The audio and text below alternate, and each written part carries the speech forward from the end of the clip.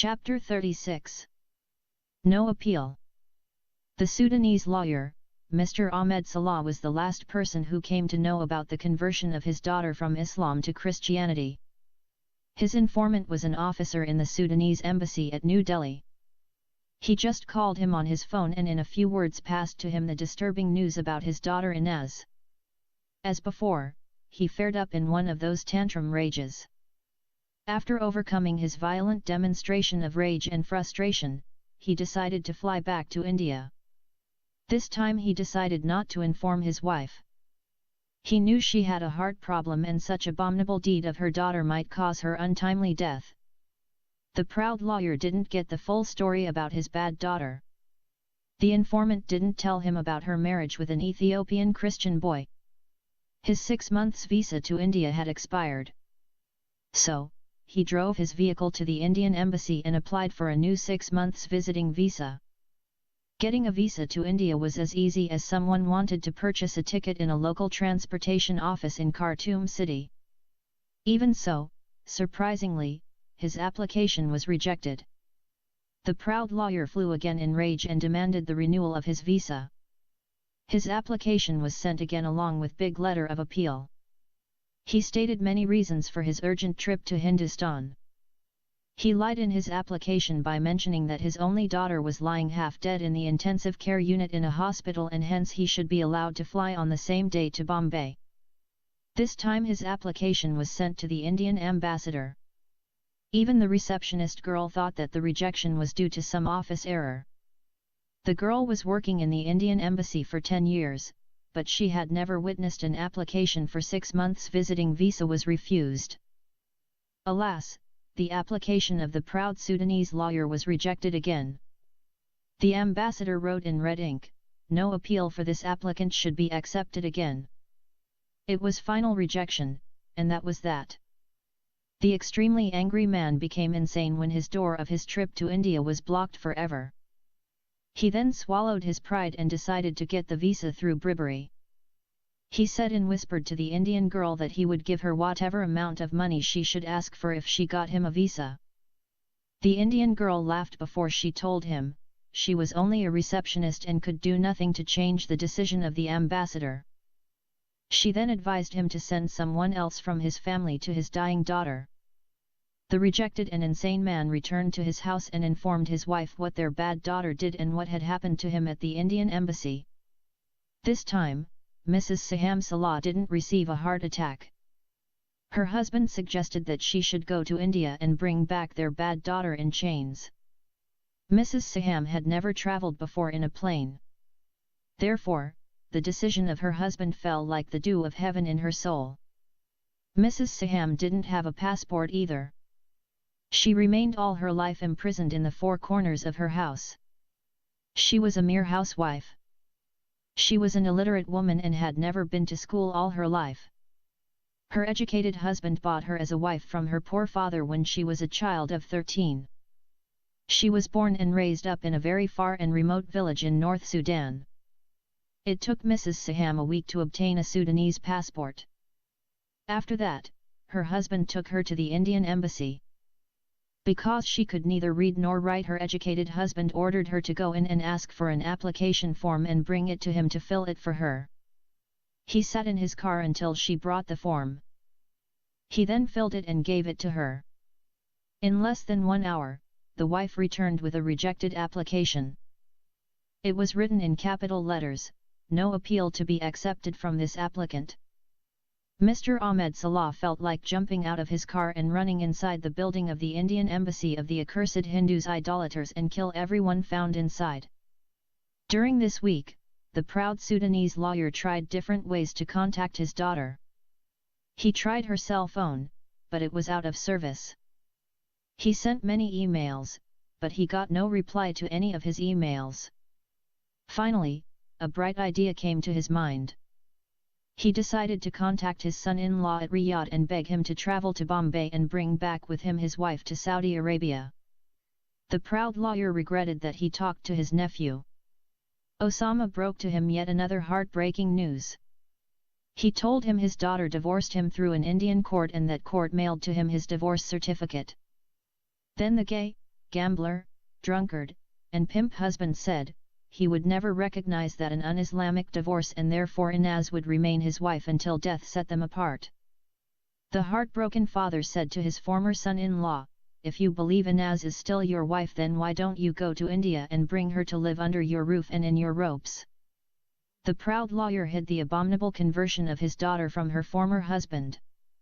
He scared that her husband might fly to India and murder her, if he came to know she had left the beautiful religion of Islam and accepted the corrupted religion of the accursed infidel Christians.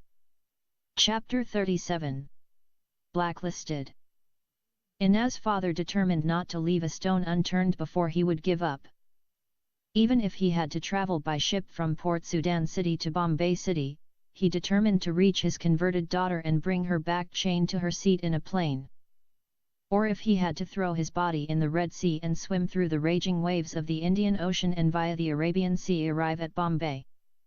The proud man concluded that, in the Indian embassy at Khartoum there was a wicked Hindu diplomat who hated every Muslim in the world.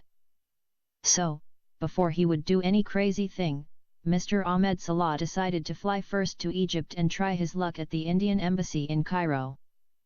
Before he flew there, the proud lawyer wisely applied for a new Sudanese passport.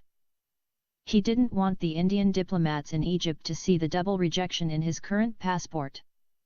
So, with a brand new passport in his hand, the angry man reached the land of the great pyramids of the ancient pharaohs. His plane arrived at 10:30 a.m.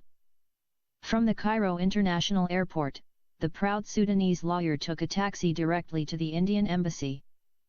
With crocodile tears, Mr. Salah narrated to the Indian officials how his daughter met with a fatal car accident in Bombay and how she was lying dying at a government hospital. He then with weeping voice begged them to give him a visa to travel to the great Hindustan and see his only child before she emit her last breath and depart from this world and go to her creator. After creating that drama, Mr. Ahmed Salah was assured by an Egyptian employee that his request was going to be fulfilled right away. The Arab girl told him she would take his application directly to the Indian diplomat who okayed every request for a tourist visa. She also said, there was not a single application for a visiting visa to India had ever been rejected before. Her assuring words fell like water in his burning heart. He thanked her many times for her kind words. After the cute Egyptian girl assured him that everything would turn out all right, the wrathful father occupied a seat and waited eagerly for his Indian visa. He decided to fly from Cairo to Bombay and attack his apostate daughter. He wanted to reach her and mercilessly hammer the shit out of her until her devils leave her head. He also swore by Allah and the honor of his noble family and by his great-grandfather, the Prophet Muhammad, that he would never allow his wicked daughter to spread her legs again and go out of Sudan. If her husband Osama wanted to take her again as a wife, he had to come in person and remarry her and leave with her in Khartoum. The proud Sudanese lawyer concluded that, his daughter was that kind of a woman who should never be given a freedom to decide for herself. Every decision in her life should be done by either her father or husband. After all, his daughter was a woman, and the Islamic heritage said, 4 things can never be trusted: the Sultan, money, time, and woman, even if you lived with her for a long time. The proud Sudanese lawyer liked that of the hasty man who had a bottle of honey for sale. While he was sitting in the main market and waiting for a buyer, he built many sand castles in his mind. He told himself, if he sold the bottle with a good price, he would find a beautiful woman and marry her. If Allah would give him a son with her, he would strictly bring him up. If his son would not listen to him, he would chastise him and beat him with his rod like this. The hasty man happened to have a big rod with him. Instead of his imaginary son, he hit his bottle and broke it and spilled all its honey. So, that particular morning, the extremely angry Sudanese lawyer might have hit the pretty Egyptian girl and killed her instead of his apostate daughter Inaz. The sad expression on the face of the Egyptian beauty conveyed the message before her sweet lips uttered it. She said with a sad voice, "I am deeply sorry, sir. Your application for a visiting visa has been rejected by the Indian ambassador himself. Mr. Rao Patel, the Indian ambassador, informed me that, this man's name is blacklisted in every Indian embassy's computers. Therefore, no matter where country in the world he goes to, he would not be given a visa to travel to India. Even if he obtained a visa through bribery or forgery, still he would be denied entry and sent back at any airport or port in the entire India. He then told me to tell you that, your feet would never touch the Indian soil again. The proud Sudanese lawyer listened to the words of the lovely Egyptian girl with unbelieving ears. They dropped word after word like hot acid in his ears and increased his wrath to the highest degree possible. He felt he might explode or have a major heart attack and die any moment. He began to sweat and shake from head to feet. The kind Egyptian girl scared that the Sudanese man might drop dead any moment. Therefore, she ran and brought a cup of water and handed to him. Mr. Ahmed Salah's right hand held the glass of water for a few seconds before he dropped it, and his body at the same time dropped dead on the broken glass. Chapter 38. The Second Wife. Miraculously the dead and gone, Inaz Daddy's soul returned back to his dead body after 3 days. For 3 days, the arrogant Sudanese man remained comatose in a filthy and crowded government hospital. The proud Sudanese lawyer, Mr. Ahmed Salah, would have died a lonely death, and his corpse would have been dumped inside a hole somewhere in the outskirts of the metropolitan city of Cairo. Nonetheless, the dead and resurrected man might have contested his untimely death with the angel of death and begged his Allah to give him another life. His Allah accepted his petition and sent him out of hell back to earth. His Prophet Muhammad warned him not to return back to him in hell before killing his apostatized daughter. He reminded him that, he commanded all Muslims that whoever changed his religion kill him. After overcoming that major heart attack and after spending 1 week in that beggar's hospital, the proud Sudanese lawyer decided to enlist the help of someone who was dear to his daughter. He went with his tail between his legs to Tariq Harun al-Jabbo and begged him to help him to restore the beautiful image of his family, which his bad daughter through her scandalous apostasy had tarnished her family good reputation. Furthermore, Mr. Ahmed Salah had swallowed his false pride and proposed to give his daughter in marriage to her Karabi lover. Tariq thanked him for his kind offer, and said, he had already found a suitable life partner and married her. In actual fact, Tariq's new bride was an Egyptian girl.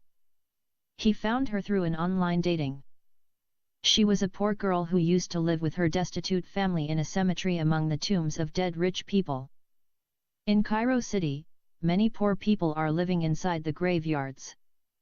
The girl was ugly and very skinny. Tariq bought her from her miserable family through his father's great wealth. His parents came from Khartoum to Cairo and attended the wedding of their beloved son. The only physical virtues which drove Tariq and his parents to purchase that impoverished girl was her skin's color and straight hair. She was reddish, and for the black African Sudanese, she was like Miss World. Sudanese people have serious problem with skin color. And that is why every Sudanese student wanted to marry an Indian girl. But, this wish would rarely be fulfilled. Just to avoid being distracted for long by this side issue, to put it in a nutshell, Indians are some of the most racist people on the face of the earth when it comes to a person's skin color and matrimony. If you were a black foreigner, Indians would treat you kindly, but if you fell in love with their daughter and wanted to marry her, you would be out of your mind. They would never permit it. No matter how rich you were and no matter how much you offer as dowry for their daughter's hand in marriage, they would never agree.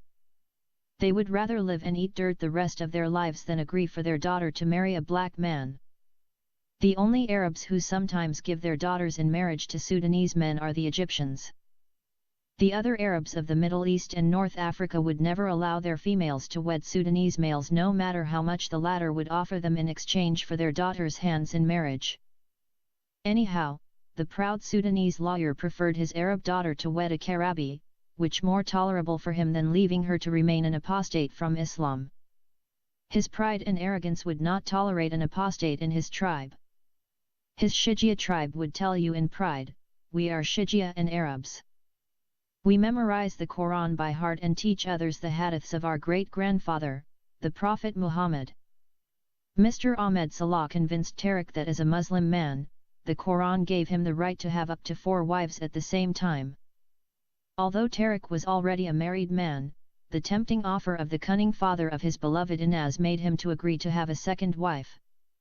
Especially, now his unfulfilled life dream could be at last realized. Then the Sudanese lawyer took the Karabi boy to a mosque and requested the imam to conduct the marriage of his daughter Inaz Ahmed Salah with the good Muslim boy Tariq Harun al-Ajabo. 2 mentally sound male adult Egyptians witnessed the marriage contract. The Sudanese lawyer acted as wali for his absent daughter, Tariq was her new bridegroom, the imam as their mazun, and the 2 Muslim males were the witnesses. After that halal Islamic marriage was legally and religiously conducted, the imam issued 2 marriage certificates. He gave 1 certificate to the wali of the bride and 1 to her bridegroom. On the following day, Tariq was sent by his father-in-law to the embassy of the accursed Hindus idolaters. Mr. Ahmed Salah waited a couple of blocks away from the building where Tariq went to apply for a visiting visa. The proud man scared his soul might leave his body forever if he stepped a foot again in that taboo Hindu's temple. Shortly after, the son-in-law came with a fresh visiting visa fixed in his Sudanese passport. Chapter 39. The Scandal. On that fateful night, Inaz's life was snatched from her kidnappers and murderers just in time. There were only 30 minutes left for her captors to drag her inside the plane and chain her to her seat. By then, the wicked emir of the Muslim brothers and sisters and the 2 Sudanese diplomats had already spat on her face and left. Their filthy mouths had repeatedly cursed her and reminded her what she was going to face upon her arrival at the Khartoum airport. On their way back, the 3 evil Sudanese men congratulated each other for their victory. They believed to have swiftly brought an end to that abominable act of apostasy. Their action, they thought, would be a warning and a reminder to any other Sudanese who might try to follow on her footsteps. On the same night, the emir met with his top leaders and narrated to them what he and 2 Sudanese diplomats had done to that dirty hooker and apostate Sudanese girl. The leaders thanked their demagogue for his great deed and then offered 2 prostrations to their god Allah. Then the leaders published in their newsletter what had happened to the apostatized Inaz Ahmed Salah. Many copies of that newsletter was distributed to Sudanese students all over the city of Bombay. Most of those copies were hand-delivered. Moreover, hundreds of emails with attachments of that newsletter were sent to Sudanese students studying in other Indian cities. Pune particularly was flooded with copies and emails of the so-called happy letter. Some Sudanese students celebrated their victory with fireworks. Wherefore, when the rays of the sun of the next day rose above the raging waves of the Arabian Sea, the emir of the Muslim Brotherhood was collectively declared by all Sudanese one of the greatest heroes of modern Sudan. Need not to say, the so-called great Sudanese hero was dragged by 5 Indian policemen from his apartment at Bikola. The wicked emir was damned tired when the Bombay police showed up and raided his apartment. One of his roommates responded to the heavy knocking on the door and threw it wide open. Immediately, 15 fully armed cops rushed in. They showed the photo and shouted the name of the foreign student they were looking for. The terrorists at once sold their leader and pointed the police to the room where he was sleeping. It was 6:30 a.m. when the raid took place. The emir returned from Kolaba at 4:40 a.m. He slept for less than a couple of hours before he was arrested. He would have slept until the evening of that day if he wasn't being captured and his evil plot was foiled and frustrated. The 2 Sudanese diplomats were likewise raided in their hotel room and placed under arrest. Their arrest wasn't without resistance as that of the emir of the Muslim male and female terrorists. The anti-terrorist police obtained a spare key from the front desk before they raided their room. The police expected the 2 Sudanese men might jump out of the window and flee away. Experience taught Bombay police valuable lesson with dealing with African students. Many times, the Bombay Narcotics Police went to arrest foreign students who were involved in drugs activities and those students jumped out their windows and avoided capture. Some Nigerian students jumped from their window at the 4th floor and escaped arrest. So, the anti-terrorist police used the spare key and unlocked the door and rushed in.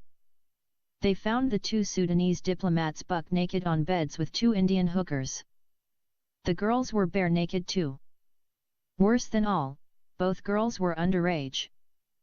Being caught red-handed having sex with a minor girl in India was worse than being caught with 50 kilograms of drugs.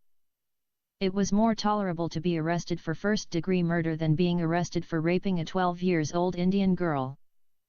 Their victims were 12 and 13 years old. As if the city of Bombay was hit by a mighty tornado, or else the Arabian Sea was erupted with a powerful tsunami and flooded the cosmopolitan city, when the morning newspapers came up with the disgraceful photos of those 2 Sudanese diplomats. Their photos were accompanied by the photos of their sex victims. One of those rapists was in his late 50s and the other one was 63 years old. Each one of them was having 1 wife in New Delhi and 3 wives in Sudan. The newspapers included long police rap sheet of serious charges. The least of those serious charges were their involvement in a plot of kidnapping and attempting to smuggle an innocent Sudanese female student out of India and sending her to Sudan to be put to death for changing her religion from Islam to Christianity and marrying an Ethiopian Christian boy. In order to carry their evil plot, the 2 Sudanese diplomats bribed some Indian Muslim police officers in the CID and made them to do their dirty job. The newspapers also carried in their front pages the photos of the apostate Sudanese girl and her Ethiopian husband. A brief history of Inaz's abused and persecuted past life was mentioned. Also, a quick interview with Joseph and Inaz was included. Hindus and Muslims of India hated each other with bitterness, and always each group waited for a reason to defame the other group. Therefore, the scandal of those 2 Sudanese Muslim diplomats was a powerful weapon that fell in the hands of the Hindu media men and women, and each and every one decided to use it to its fullness to cause the downfall of their sworn enemies, the Muslims. That day, the International Students' Hostel was crowded with Sudanese students. Not a single student of the 1400 studying in Bombay University went to his college that day. They gathered in groups of 10, 15, and 20 and discussed the serious matter. They all concluded that the despicable Inaz had brought the downfall of Islam and Sudan as well. If she happened to be there, even if she was guarded by 10 fully armed police officers, those extremely outraged students would have cut her into pieces with their bare hands and chewed her flesh with their teeth. If the police had to kill half of them, the remaining half would carry out the honor killing. Many of them swore by their god Allah to avenge the defamed name of their beautiful Islam and the injured honor of their great country Sudan. Chapter 40. The Great Surprise. On the night of her kidnap, the Muslim apostate Inaz was transferred from the Bombay police headquarters to the residence of her savers and rescuers, Mr. Vijay Alexander and his wife Mrs. Mary Alexander. The police took her statement and allowed the Alexander couple to take her to their house. Joseph was released from the jail on the following morning. He returned to his apartment along with 2 policemen.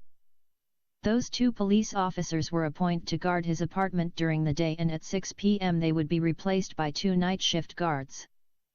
However, he was told that this protective arrangement was temporary. It became crystal clear that Inaz's life in India involved high risk. She and her husband had become marked targets to the guns of Muslim terrorists. The scandal of those 2 disgraceful Sudanese diplomats and Inaz's apostasy made Hindu journalists to write hundreds of defaming articles against Islam. Islam was heavily criticized and ridiculed. The Prophet Muhammad's name was dragged into the sewers. He was called fanatic prophet, child molester, rapist, murderer, invader, terrorist, and many more ugly names. Accordingly, Inaz was advised by the kind Christian family to travel to New Delhi and go to the United Nations office and apply for refugee status and resettlement in a Western country. Inaz was scared to venture in public for the fear of being kidnapped or killed by one of those terrorist students. She knew her husband would be outnumbered if those students saw them in New Delhi. She heard that the UN office in the capital city of India was always crowded by Sudanese students who were looking for opportunities to immigrate to the West. Every Sudanese student wanted to escape from the hell of Sudan and go to the paradise of the West. As a matter of fact, each and every Muslim man and woman wanted to go to one of the promised lands of the infidels, the land that flows with honey and money. Inaz's heart was filled with great dread after her arrest and kidnap. She was specifically scared of her father. She expected that some of those fanatic Sudanese students might contact him and inform him about her apostasy from Islam and her conversion to Christianity. They might also tell him about her marriage with an Ethiopian Christian student. She knew and understood that her father would fly immediately to Bombay and come and kill her. She also recollected how her father became outrageous when he heard a rumor that his daughter in India had married a Sudanese boy without his knowledge and consent. He flew from Khartoum to Pune and almost slain her in honor killing. When she shared her worry with Mr. Vijay Alexander, he understood her fears and concern. He at once contacted his friend, the head of the CID, and told him about the possibility of honor killing of the apostate Sudanese girl by her own father. The head of the CID told his friend to tell the Sudanese girl to give him the full names of her father, mother, brothers, sisters, uncles, cousins, and any other relatives she could remember. Inaz prepared a list which included over 200 of her close and far relatives and gave it to Mr. Vijay, who faxed it to his friend. Then the head of the CID entered all those names in the blacklist. The only person Inaz had never expected him to conspire with her daddy against her was her ex-boyfriend Tariq. For her safety, Inaz stopped going to her college. She even stopped meeting her husband. The couple met once in the week during Sunday service in their church. Their meeting in public place such as the church also placed them in high risk. Nonetheless, for the sake of fellowshipping and worshipping with their other Christian brothers and sisters, the lovers decided to take the risk. On a particular Sunday afternoon, as the lovers were coming out of the church, Inaz was stopped by the Sudanese girl Mary Akal. For the first time, Mary had brought in church her Muslim conjugal partner. It was the conjugal partner who broke the incredible news to Inaz. In front of her husband, Alexander family, and other Christians, he told Inaz that her Sudanese Muslim husband had come all the way from Sudan and was looking for her. The incredible information hit Inaz and those with her like a powerful lightning. Inaz's body began to shake and sweat. Every pair of eyes were staring at her. It seemed all of them had believed the words of the Sudanese boy. They jumped to a hasty conclusion that Inaz had a Muslim husband, but to marry the handsome Ethiopian boy, she hid her former marriage with her Sudanese husband. It was her husband Joseph who spoke first and tried to correct the misunderstanding. He told the Sudanese boy, "It is true Inaz used to have a Muslim husband and she told him about that before he married her." Then he quickly added, Inaz had gone to Bandra court and filed for a divorce, and the court granted her petition and divorced her from her Muslim husband Osama Hashim Salah. The Sudanese boy laughed, and through his laughter, he said, Osama Hashim Salah was Inaz's first husband. He is her first cousin too. But, her second Sudanese husband who is looking for her now is called Tariq Harun al-Jabo. Tariq is her neighbor too. Inaz had married him when the two used to live in the same apartment in Pune city. That marriage was sham. The two friends were forced by the leader of the Muslim Brotherhood to get married against their wishes. However, Inaz's father destroyed that false marriage certificate and threw it on the face of that wicked terrorist's leader. Joseph responded again. "Man, Tariq Harun al-Jabo is my first cousin brother. We grew up together in Khartoum. At present he is staying in my apartment." He showed me his marriage certificate, which has the name and signature of Inaz's father, Mr. Ahmed Salah. Here in my pocket a copy of that official document. Then the conjugal partner of Mary took out of his pocket a paper and handed it over to Inaz. All this time Inaz was extremely disturbed by the news of the sudden appearance of her ex-boyfriend. However, when the copy of her marriage with Tariq was placed on her hand, she looked at it. With shaking hands, she read it. The certificate confirmed every word the Sudanese boy had spoken. It was in Arabic language. No one standing with her could read it except she and Tariq's cousin. Even the Sudanese Mary didn't know how to read or write in Arabic.